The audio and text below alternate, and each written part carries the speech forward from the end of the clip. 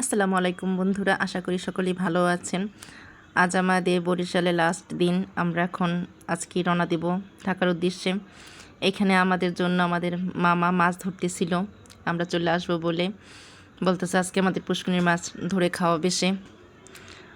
আমরা গেছি পরে অনেক খুশি হয়েছিল। আজকে 6-7 বছর পর আমরা বরিশাল গিয়েছিলাম। এখানে সবাই মাছ ধরতেছিল, এক নানা ছিল, এক ভাই ছিল, মামা ছিল, তারা সবাই মিলে মাছ ধরতেছিল আমাদের জন্য। এই পুষ্করিণীটাতে না অনেক স্মৃতি আছে। এই ছোটোবেলায় কত এই পুষ্করিণীতে গোসল করছি, ডুবাইছি, তারপরে কত এখানে স্মৃতি। তখন তো আমার নানা ছিল, তখন ছোটোবেলায় কত বরিশাল গিয়েছি। এখন তো যাইতেই পারি না, স্বামীর পারমিশন ছাড়া তো কোথাও যাওয়াও যায় না। অনেক কষ্টে এবার পারমিশন দিয়েছিল, 4 দিন দিয়ে বরিশাল যে থাইকে আসছি। যাক, 4 দিন থাকছি, অনেক আনন্দ মজা অনেক কিছু করছি, অনেক স্মৃতি নিয়ে আসছি।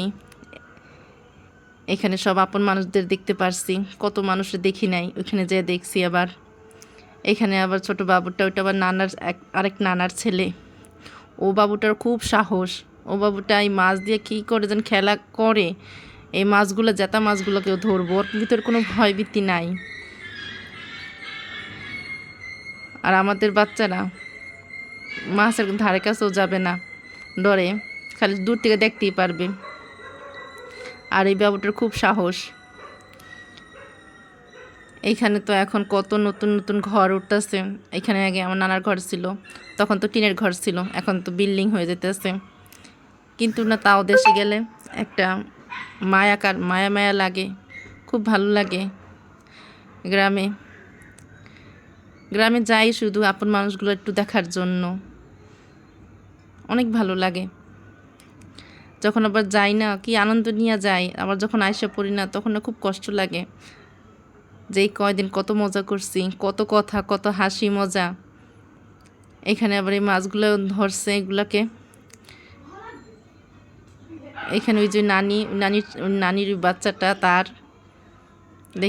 দেখেন ওর কোনো ডর নাই,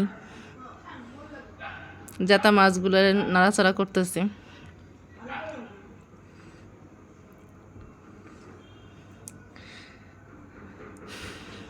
এই পুকুর পাড়ে কত খেলছি। এখন তো বড় হয়ে গেছি, বিয়ে হয়ে গেছে, বাচ্চা কাচ্চা হয়ে গেছে। কদিন পরে বাচ্চা কাচ্চাও বিয়ে দিব। সেই শৈশবগুলো খালি মনে পড়ে।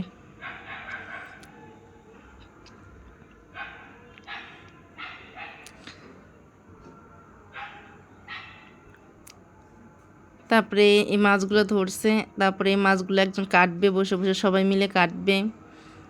গ্রামের মানুষগুলো না সরল সোজা হয়, তাদের ভিতরে কোনো হিংসা নাই, কিছু নাই, সবাই একত্রে কাজ করে। দেখেন এক নানি আর এক মামি বসে বসে মাছগুলো কাটতেছে।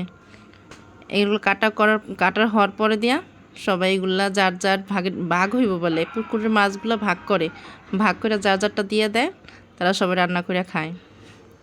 কোনো হিংসা নাই, বিদ্যা নাই। আজকের মতো ভিডিওটা এই পর্যন্ত। ভালো থাকবেন। আসসালাম।